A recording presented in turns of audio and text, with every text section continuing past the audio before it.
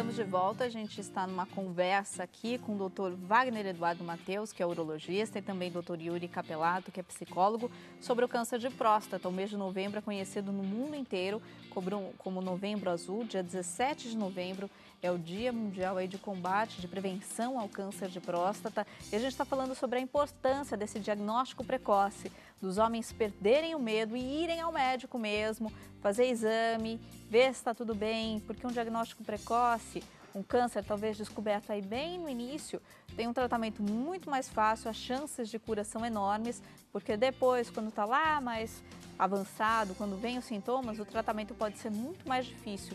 A gente está falando exatamente sobre isso, sobre essa importância de fazer o diagnóstico, de se prevenir, de cuidar da saúde mesmo. E começaram a chegar perguntas para nós aqui pelas nossas redes sociais do Mulher.com. Vou aproveitar e passar essa pergunta para o Dr. Wagner, é da Meire Valim Monteiro. E ela pergunta aqui, Dr. Wagner, ela fala: meu pai tem 80 anos, faz 2 meses que ele descobriu um inchaço na próstata. Ele está usando sonda, pois não consegue fazer xixi sozinho.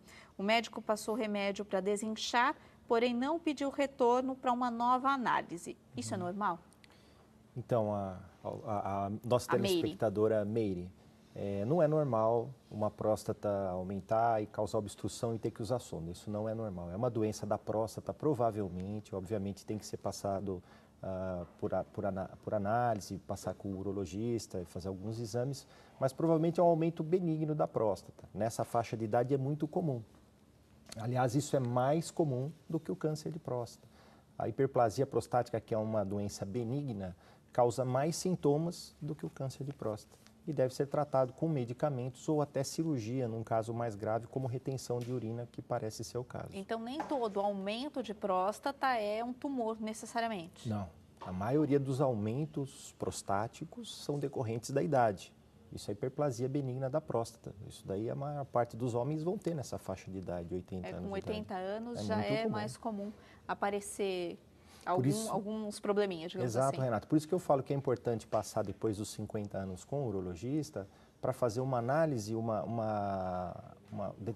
detectar não só o câncer, mas um aumento prostático, se necessita tratamento, se está trazendo sintomas, fazer uma avaliação completa da próstata. O urologista, quando faz o exame de toque, ele faz isso também, né? Por falar em sintomas, vamos ver então quais são os principais sintomas do câncer de próstata. A gente falou que no comecinho ele não tem sintomas, mas depois vão aparecendo aí alguns sintomas quando a doença já está num estágio um pouquinho mais avançado.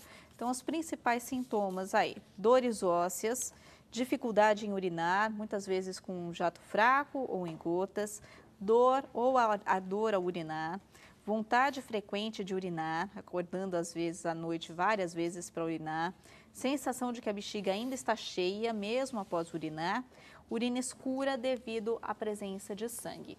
Pelo que a gente percebe aí então, Dr. Wagner, a maioria dos sintomas estão relacionados ao urinar. Exatamente, exatamente. Mas isso numa fase avançada, né, Renata? Porque a próstata é interessante, ela é uma glândula e o canal da urina ela passa no meio. O câncer, ele acontece na periferia dessa glândula. Então, para causar um sintoma obstrutivo e uma dificuldade de urinar, esse câncer tem que crescer muito, até comprimir essa uretra, esse canal urinário. E isso é mais comum na hiperplasia. Então, todos esses sintomas que foram listados são mais comuns na hiperplasia. Pode acontecer no câncer de próstata também, mas numa fase mais tardia. Então, se o homem aí tiver algum desses sintomas, não necessariamente ele já tem que achar que está com câncer. Ele deve fazer uma procura ao urologista, uma investigação. São todos esses sintomas. Dor para urinar, jato fino, dificuldade de esvaziamento, esforço miccional, ir ao banheiro várias vezes, acordar à noite várias vezes, todos esses são sintomas. E dentre esses sintomas que você citou, as dores ósseas. Eu ia perguntar onde aparecem essas dores. Então, aí é uma fase mais avançada da doença em que o câncer já causou metástase nos ossos.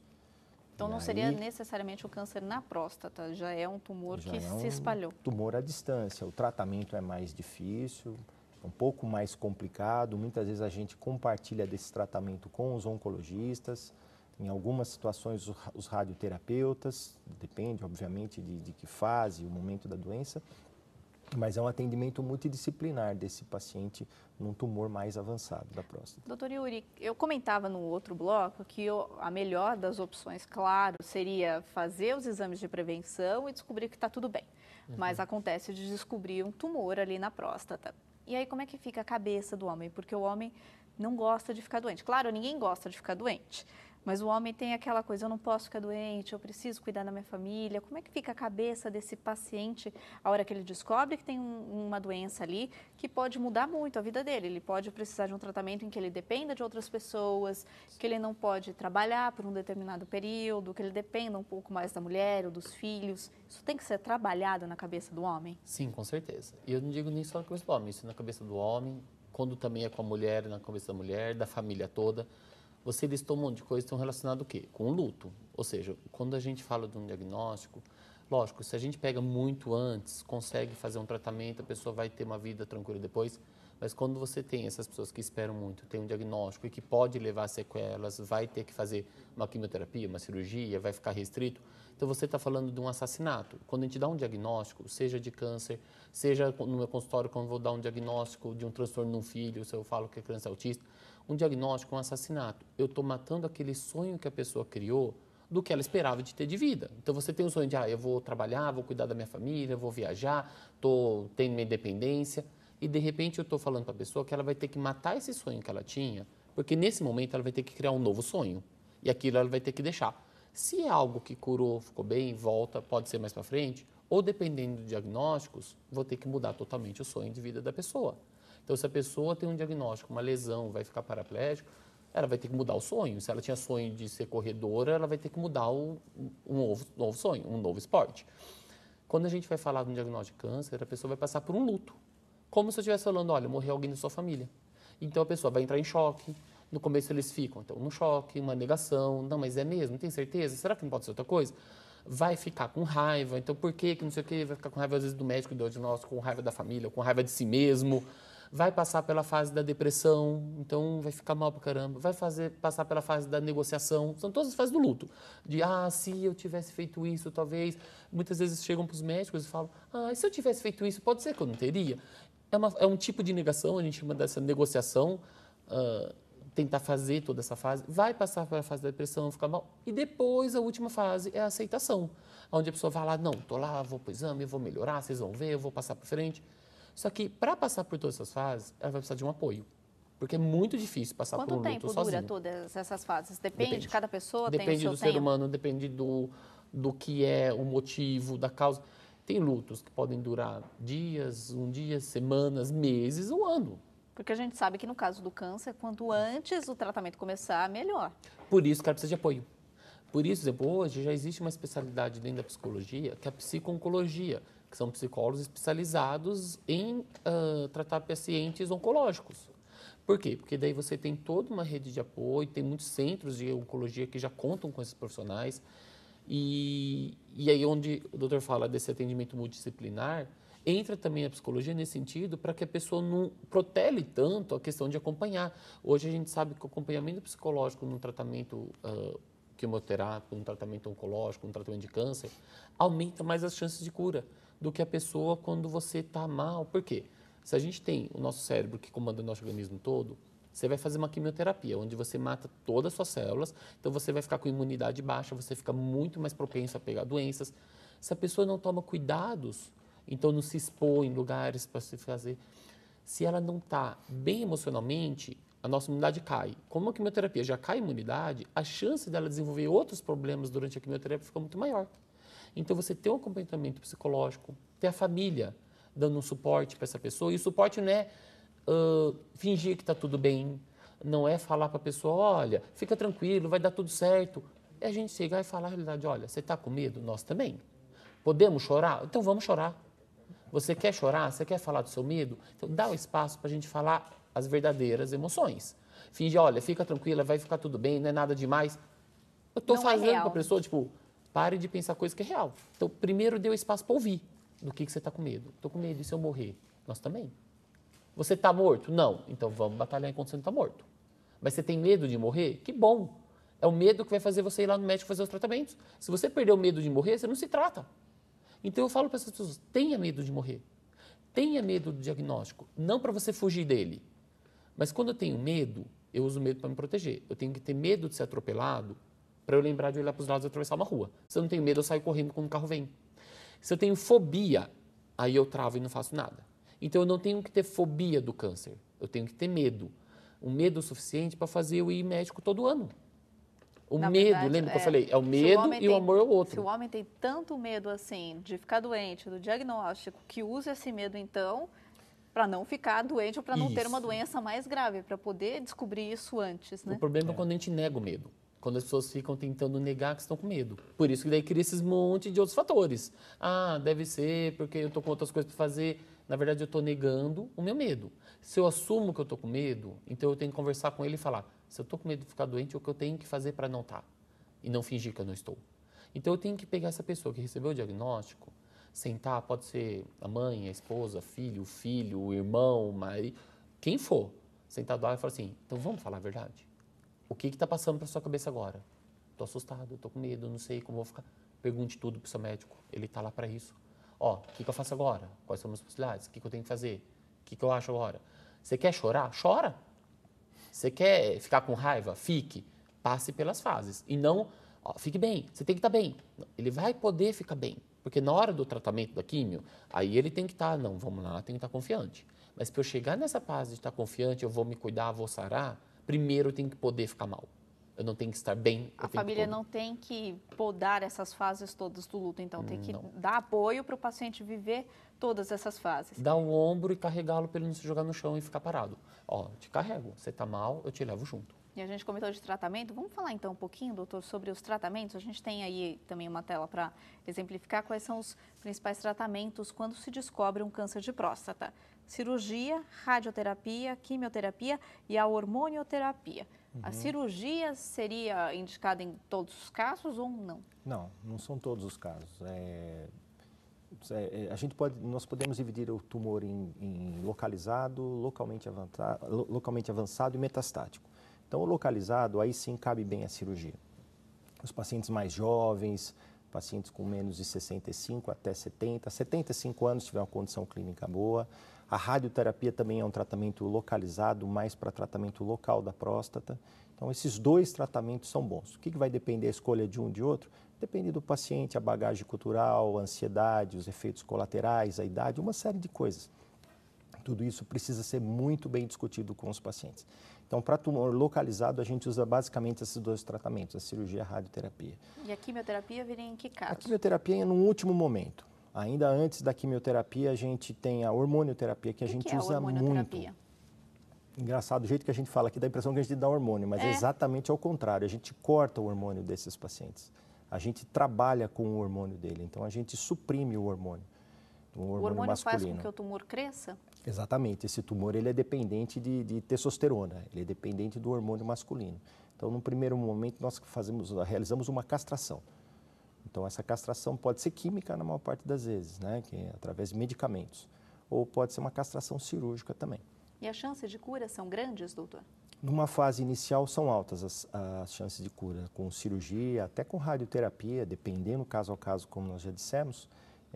Se você tiver um tumor localizado, um tumor bem precoce, a chance de cura é 95%, 98%, dependendo do estadiamento do tumor. O tratamento do câncer de próstata ainda tem muitos efeitos colaterais, porque os homens também têm medo desses efeitos que vêm junto com o tratamento, que seria a disfunção erétil, a impotência sexual, então acabam não querendo fazer o tratamento por conta desses efeitos. Eles existem ainda? Sim, existem, são importantes e devem ser todos discutidos. Obviamente, se você tem um tumor mais localizado, você faz uma cirurgia mais preservadora dos tecidos. Então, os efeitos colaterais são menores. A radioterapia também.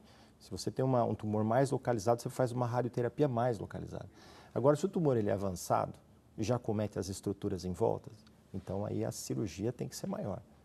Então, aí você vai fazer muitas vezes a cirurgia associado com uma radioterapia, associado com uma hormonioterapia.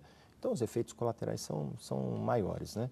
Isso é mais ou menos claro. Mas tudo isso deve ser discutido com os pacientes. Colocar os números de uma forma bem objetiva e franca.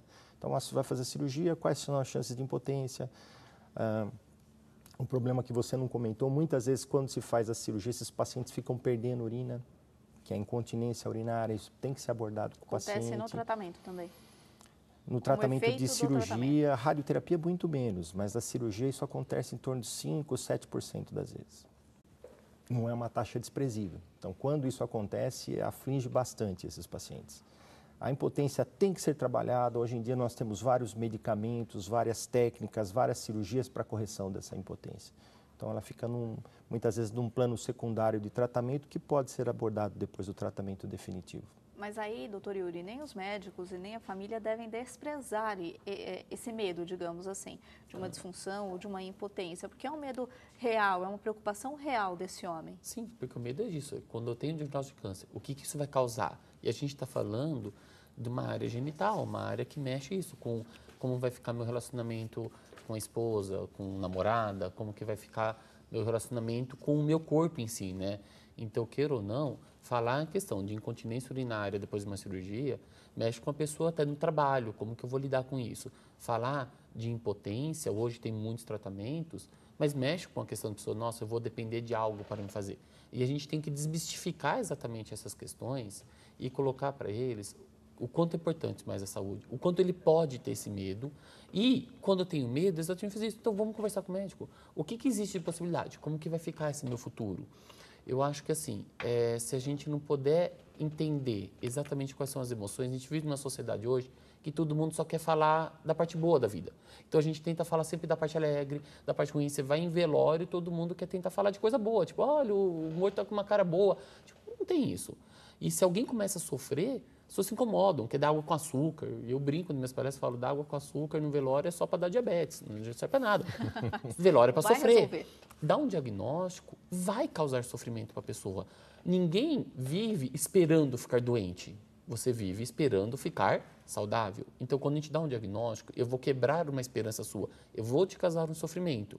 Então, a pessoa tem que poder compreender que ela pode sofrer, ela não pode deixar de se cuidar. Então, eu posso ter medo do diagnóstico, eu não posso fugir do diagnóstico. Eu tenho que usar esse medo para poder me cuidar e que ele tenha o mínimo de sequelas possíveis. E lembrar que eu sempre vou ter uma rede de apoio. Buscar família, buscar grupos de apoio que hoje se formam nos tratamentos. Então, você tem muitos grupos de pessoas que sofrem esses transtornos e acompanham. Isso acontece muito mais com as mulheres. Eu acho que as mulheres se unem muito mais quando tem câncer de mama do que os homens com câncer de próstata. Mas buscar esses grupos de apoio ajuda a pessoa a poder se compreender e ver que ela não está sozinha. Que existe toda uma rede para estar junto. Sem essa rede, a pessoa vai sofrer muito mais. Seria importante o momento da família também passar por um tratamento psicológico, um grupo de apoio separado do paciente para saber como lidar com ele? Até para receber, pelo menos, no mínimo, uma orientação de como poder dar esse apoio. Porque eles também estão sofrendo. Você ter seu pai, a gente teve a Emery falando do pai de 80 anos. Então, você tem um pai, tem um marido, tem um irmão. Então, você tem a família que vai sofrer tanto quanto. Porque tem a pessoa que está doente, sofre. Mas a esposa também sofre, os filhos também sofrem, porque você está vendo alguém que você ama muito adoecer. E como que você pode lidar com a própria dor e dar apoio para a dor desse seu ente? E aí, quando eu mostro às pessoas, se eu estou com dor, eu tenho que permitir a pessoa ter dor. Eu não posso permitir ela desistir. Então, eu poder mostrar para ela, olha, você está assustado, você não gostaria, nós também não. Por isso, vamos cuidar. E não, tá tudo bem, não fica assim, não vai ser nada demais, você vai ficar bom. Não sei. Não sei. Eu tenho que ter direito de não saber, por isso vou correr atrás para cuidar. A gente tem que parar de querer fantasiar ou florear as coisas que são doloridas. Coisas boas são coisas boas, coisas ruins são coisas ruins. E eu não preciso ficar fugindo elas estarem aí, a gente só tem que saber olhar e lidar com elas. Faz parte da vida. Teve um desenho animado que fizeram, um filme de desenho animado que fizeram um tempo atrás, não sei nem se posso falar o nome ou não, mas que a importância desse desenho falava das sensações dentro da cabeça da menininha de 11 anos. E a importância desse desenho que mostrava isso. Toda vez que a alegria ficava tentando negar a tristeza, não mexa aí, não pode ficar triste, não pode ficar triste. A tristeza foi tirada do centro das emoções e a alegria sai junto. Você não tem alegria se não tiver tristeza junto. Isso é vida. A vida não existe só na alegria. A vida vive na alegria e na tristeza. Não existe essa felicidade que a gente busca. Felicidade é feita de momentos bons e ruins. Ninguém vive só feliz. Então, a gente tem que poder entender que a dor faz parte da vida, tanto quanto a alegria. E o filme que o senhor está comentando aí, acho que muita gente assistiu também, chama Divertidamente, Isso. que é maravilhoso. E eu recomendo todo mundo recomendo. Eu acho que vale a pena como uma orientação, uma aula mesmo, né? De como a gente precisa estar com as emoções em equilíbrio para viver a vida. E viver bem os momentos felizes para ter força depois para lidar com os momentos difíceis. Tanto que a menina, quando ela está no filme e ela cai em depressão e ela quer fugir e não está mais, quem tira a depressão não foi a alegria, foi a tristeza. Foi a tristeza. Foi ela poder chorar para receber apoio da família, para poder ficar bem. Então, é isso que a gente tem que fazer com essas pacientes. E acho que o recado que fica, então, aqui para a gente de toda essa conversa sobre o Novembro Azul, sobre o câncer de próstata é, primeiro, vá ao médico, homem, vá ao médico, mulher, marque aí para o seu marido, para o seu filho, para o seu pai um médico. E se por um acaso vier o diagnóstico da doença, não tenha medo de enfrentar. Tenha medo da morte para poder se cuidar, mas não tenha medo de enfrentar a doença. Todos juntos, a família inteira junto, porque aí sim a gente tem força para conseguir passar por um momento difícil. Quero muito agradecer a presença do Dr. Wagner Eduardo Mateus, urologista. Muito obrigada, Dr. Wagner. Eu que agradeço, Renata. Dr. Yuri Capelato, também psicólogo, muito obrigada pela presença aqui no Mulher.com. Muito obrigado pelo convite. São importantes essas informações para que a gente possa saber lidar, né? E lembrar, Novembro Azul está aí, então, para lembrar da importância da prevenção. É isso? Com certeza. Com certeza. Obrigada pela presença de vocês aqui no Mulher.com. Muito obrigado.